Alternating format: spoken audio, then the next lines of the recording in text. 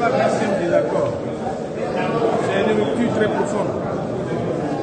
Nous avons observé que depuis quelque temps, lorsque les questions importantes qui concernent la vie de la nation doivent être abordées au travers des modifications, des révisions de constitution, le pouvoir actuel, je prends un malin plaisir à le mettre dans une procédure forceps qui ne respecte même pas les délais de dépôt des textes de l'étude et on nous oblige à aller très rapidement, convaincus que les textes passionnels du fait de la majorité mécanique du RHTP à l'intérieur de l'Assemblée nationale. De quoi s'agit-il aujourd'hui? Il s'agit d'une révision constitutionnelle à la voie législative. Et en cette matière, le droit est très clair. La Constitution nous dit à l'article 177 que le projet de loi qui est déposé à l'Assemblée nationale suit la voie classique de l'article 109.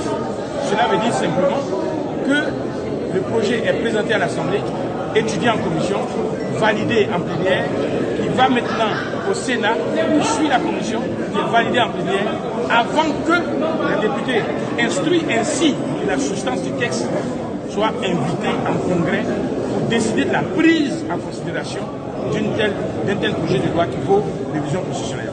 Or, qu'est-ce que nous avons remarqué? Le pouvoir actuel a renversé complètement la procédure. Les députés ont été d'abord invités à aller prendre en considération un texte dont ils ne connaissaient même pas la substance. On a voté, on l'a fait remarquer. Or, une telle pratique ne peut pas se fonder sur une jurisprudence de 2020 qui est une décision unique. Donc, il ne peut pas valoir jurisprudence constante. Nous avons donc dit que la violation de l'article 177 était une violation de la Constitution. Deuxièmement, les deux sessions qu'on a données, c'est vrai, c'est une bonne chose par rapport au besoin d'harmoniser les vacances gouvernementales avec les vacances parlementaires. Mais nous observons qu'au bout du compte, la deuxième session ne s'ouvre pas sur une période de vacances pour les députés eux-mêmes. Nous avons demandé que cela soit amélioré. On ne l'a pas obtenu.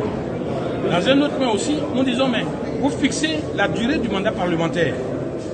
Cette fixation de la durée du mandat parlementaire ne nous permet pas de comprendre à l'espèce aujourd'hui quelle est la durée de notre mandat qui a commencé en avril 2021 et qui devrait finir en réalité en mars 2026. En le réduisant, vous coupez complètement les émoluments des députés. Or, les engagements bancaires ont été pris par les uns et les autres qui seront fragilisés du point de vue de leur patrimoine. La dernière question que nous avons abordée porte essentiellement sur le droit à amendement. C'est vrai que le président de la République a le droit de s'immiscer dans la procédure législative en prenant des ordonnances, en présentant des projets de loi. Mais il faut savoir que ce pouvoir qu'on donne au président procède d'un pouvoir dont est titulaire exclusivement le pouvoir législatif. C'est une tolérance pour faire en sorte que l'exécutif puisse fonctionner. Donc on ne peut pas dire que ce pouvoir d'initiative législative du président de la République est un pouvoir dérivé du pouvoir des députés. Non. De sorte que si le président de la République s'invite maintenant dans les amendements, il devient un député, un parlementaire de fait. Mais en réalité, pourquoi doit-on passer par l'octroi d'un droit à un amendement?